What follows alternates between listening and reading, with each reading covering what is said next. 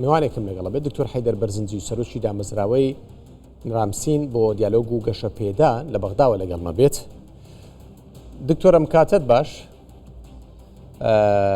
ئەم شەو یەکلای دەبێتەوە کە چێ دەبێتە کاندیدی سەرۆک وەزیران؟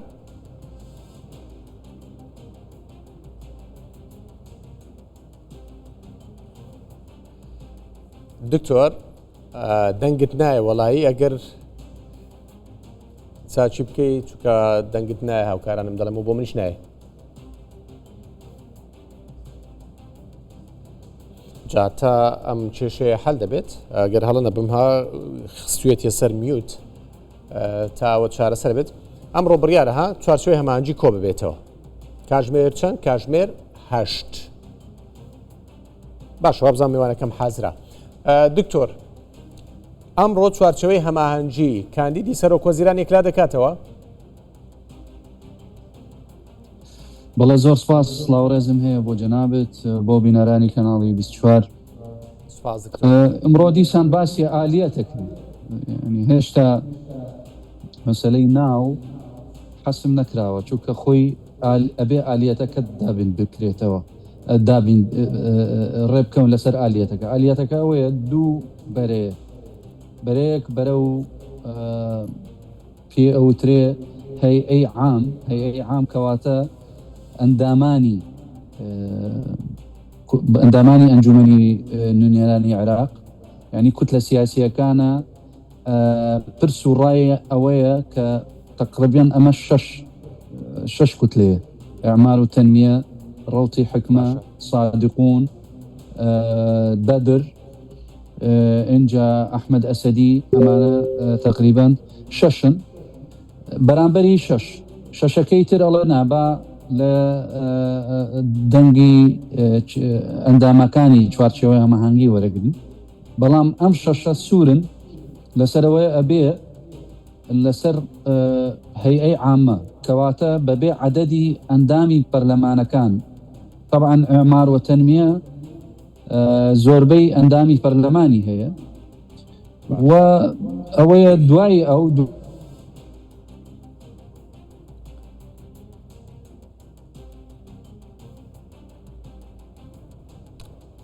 بەداخەوە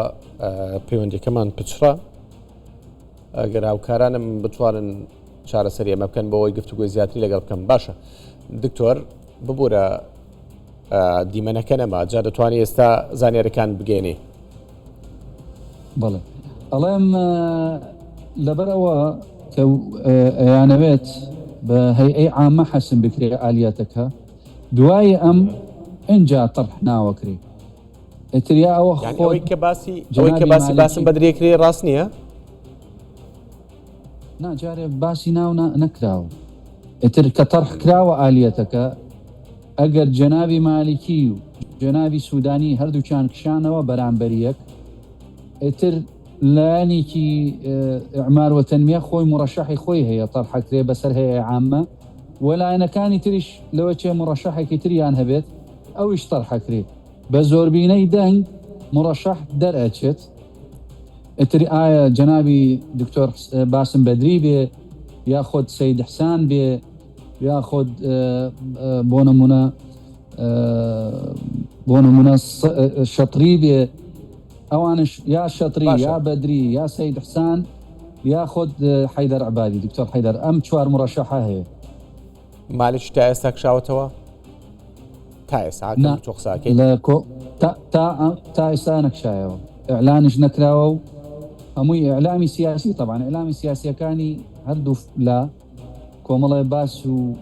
خەبەر و بڵاوەکەنەوە، بەڵام خۆی ڕسمی نییە و دووریش زۆربەی خەبەرەکانە دوورن لە حەقیقەتە. خۆی لە باسم بەدرێک لا بۆ تۆ ڕەنگە چوارشەمە ڕای بگەێنن، ئەمەش ڕاست نییە؟ ڕۆیتەرز گوتی باسم بەدری لە کۆبوونەوەکەدا چەند ڕۆژی ڕابردوو یەکلا بۆتەوە کابێتەکان سەرۆک وەزیران ڕەنگە چوارشەمە ڕای بگەێنن. گوناحە ڕۆیتەرز، ئەوش تەأسیرەکات بە ئیعلامی ناوخۆی عێراقە. ئەنەها مەصدەری ڕۆیتەرز لەکوێ؟ شتێکە ئەلان نەکراوە. ناڵێن، بەڵام یعنی خەبەرەکەی بە پەلە نەقڵ کراوە بەهۆیش بەهۆی هینەوە بەهۆی ئەم ئەعلامی سیاسە کە من ئەڵێم وتیان فەرمووەوە جەنابی باسم بەدری حەسم بۆتەوە من يعني من خۆم وەکو شخصی خۆم تەمەناکەم ئەم مەسەلەیە حەسم بکرێ پێش ئەو مودەی دستوریەکەتەوە ببێت جنابي باسم بدري جنابي والله فريقي اعلامي هر حزب كان اما بونمونا لا انجري جنابي مالكي وبونمونا برانبري او بلانبرا او اعلامي كبرانبري او هيك اعلان ناكات هيك بلاو ناكاتو يعني بس الله وانيه الله اما هاشتا حسم نكراوه لبير ديت روجي دوشمه تشيلي هاو تواو حسم بوتو اعلام بوتو جزيره وريقرتو رويتر وريقرتو اعلام عراقي مو مشغول بو كشو هيج باس ناوش نكرا ولا كوبونوكا بس باسي اليات كرا دواي درشو طبعا اما براستي مشكله بو راقيان دني عامي عراقي وبو راقيان دني اقليمي ونيو دولتي باشا الدكتور راست بوو ها دەیان گوت بەشداربووانی کۆبوونەوەکە مۆبایلەکانیان لە دەرەوە جێهێشتبوونیان بردبووە ناو کۆبوونەوە خۆیان بەڕاستی لەوەچێ ئالیەتێکیان دانراون طبعا لە زۆربەی کۆبوونەوەکانە موبایل نابێت لە ناو بۆ هەم مەشغوڵ نەبن هۆکارەکەی چییە مەترسی ئەمنیە یان هەواڵەکان دزەنەکەنە دەرەوە کامیانە دوو هاوکاری هەیە یەکەم ئەمنی دووهەم ئەهەمیەتی کۆبوونەوەکە بۆ ئەو کەس مەشغوڵ نەبێت موبایلی بۆ چییە ینی تۆ کۆبوونەیەکی مەسیری وڵات موبایل بۆچی داینیت عادەتەن بەشداربووانی کۆبوونەوە مەترسیان لەسەرە هەیە ئەوانەی لەوێ بەشدارن خۆ مەسەلەوە نیە کاکە خۆ مەسەلەوە نییە باوەڕکە زۆربەی مەسئولەکانە هەمووی عێراقڵن بێ ئستیسنا کەچی بۆ سەردانیان یا بڵێن لەگەڵیانە دانیشی کۆبوونەوەکەی عادەتەن تەشریفاتی موبایلەکەت لێ وەرەگرن ئەویش موبایلی پێ نابێ بۆ هەم بە سەراحەت قساکەی هەم لە ڕووی ئەمنی چونکە موبایل مەسەلەوەی نییە بەس ئەوەی ئەمنی بێ خۆ لەوە چێ دەنگی تۆ ئەڕوا مەبەسم تر ئالەتێک چونکە دکتۆرها لە کۆبوونەوە ئەگەر هەڵنە بەم قەیس خەزعەلی و ئەبوو ئالەوەلایی بەشدار نەبوون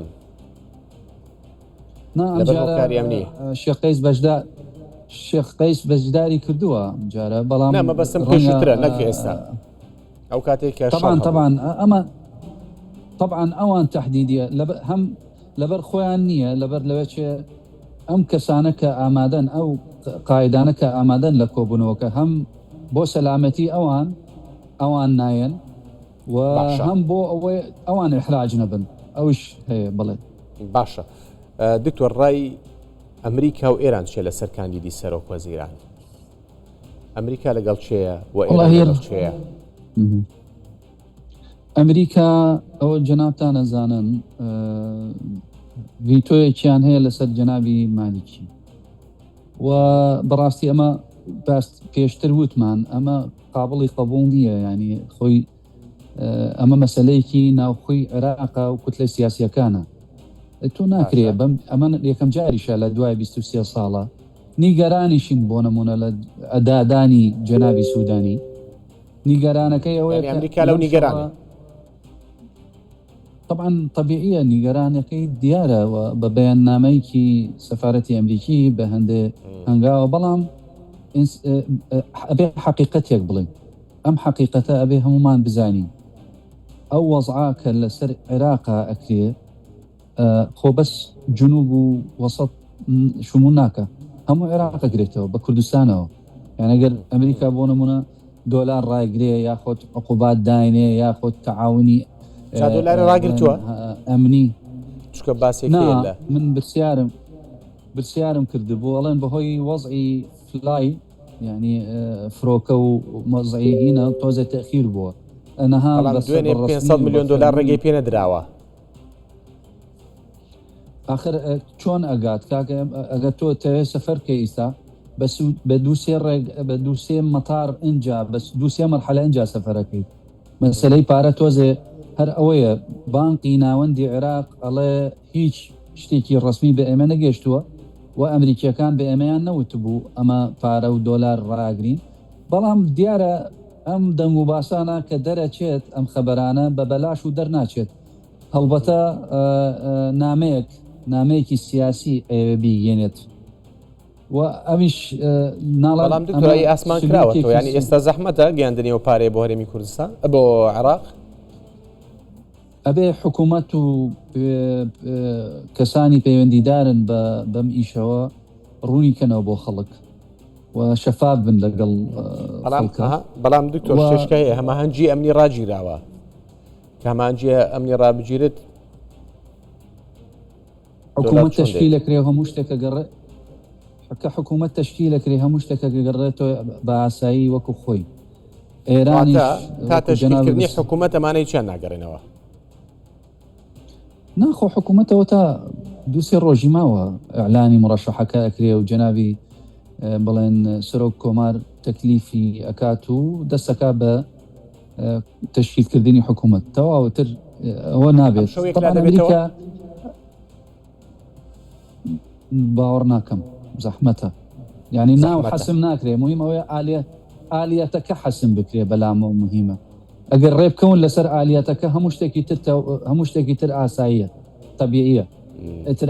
جەنابی سوودانی بێ، جەنابی بەدری بێ، جەنابی سەیدستان بێ، چێ دەبێتە کاندیدی سەرۆک وەزیران؟ ئەبێ بە هەیئەی عامە حەسم بکرێ. ئەگەر لە ناو چوارچێوەی هەماهەنگی لە 12 کەسەکان 12 بڵێن کوتلەی سیاسیەکانە حەسمیان کردبووە ئەمە شتێکی باشە و هەنگاوێکی مهمە لە مەرحەلەیە لەو کاتە. ئەگەر نا پێم وایە سەردانی جەنابی سوودانی بۆ جەنابی مالیکی کۆمەڵە مفاجئاتێکی هەیە لەو کۆبوونەوە وەشتێکی باشە کراوە، چکە لە ئەعلام بەسەوەیان باس کرد بۆ گوتبیان بۆ نمونەکاندی سەرۆک وەزیرانێک لای بکەنەوە، یان بە زووترین کات حکوومەت پێک بێت و ئەم شانە باس کرابوو، ینی ڕووکەشەکە باس کرابوو. ئەی ناوەڕۆک چی بوو؟ باوەڕکە هیچ شتێک دەرنەچووە، نە بە ئەندەرگراوند نە لەسەر تاوڵە، چووکە ئەوان دوو بە دوو بوون، هەرچیان دانیشتون بە تەنیا باسی کۆمەڵە شتیان کردبوو. هەڵبەتە شتێک اتفاقیان کردبوو لە مەرحەلەیە تۆزێ ئەعلانی دەرچوونی هەر شت تا ڕادەیەک پێم وایە بڵێ سوودانی تەقدیری مەسئولیاتی ئەم وڵات و نیشتیمانە ئەکا و وتیەتی ئەگەر من بووم بە باعثی ئەوەیە کە عێراق عقوبە بدرێت یاخود لەگەڵ وەزعی دووەلی و ئەقلیمی کێشەیەک بۆ هاتنی من کێشەیەکی بۆ عێراق دروست بێت من ئەکشێمەوە وە کەسێکی تر داینێمەوە عەرزێک. وەڵاهی جەنابی مالیکی تا دووشەماڵە هەر مڕەشەحم و وایشی وتبووتی من لە ئەمریکیەکان ناترسم و من جەنابی سوودانیش وتی ئێمەش لە ئەمریکیەکان ناترسیم، یعنی ئەوە نییە بڵێن ئێمە ئەمان ڕاستی مەڕاستێکەیە ناترسن.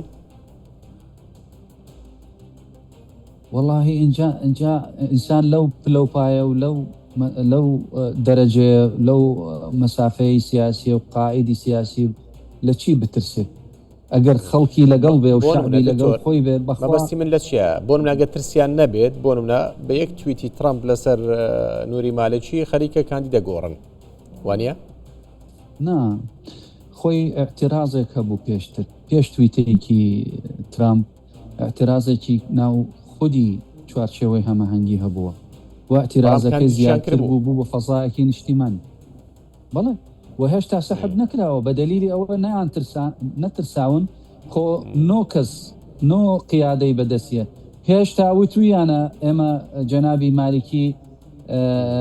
تەرشیحەکە سەح بکەین لەبەرەوە تویتێکی ترامپ با مووقفی چوارچێوە هەمەنگی وەکو خۆی ماوەتەوە تا ئەم لەحزایکە من و جەناب قساکەین تا ئێستا دەنگی نەدراوەتە سەر جەنابی مالیکی کە بکشێتەوە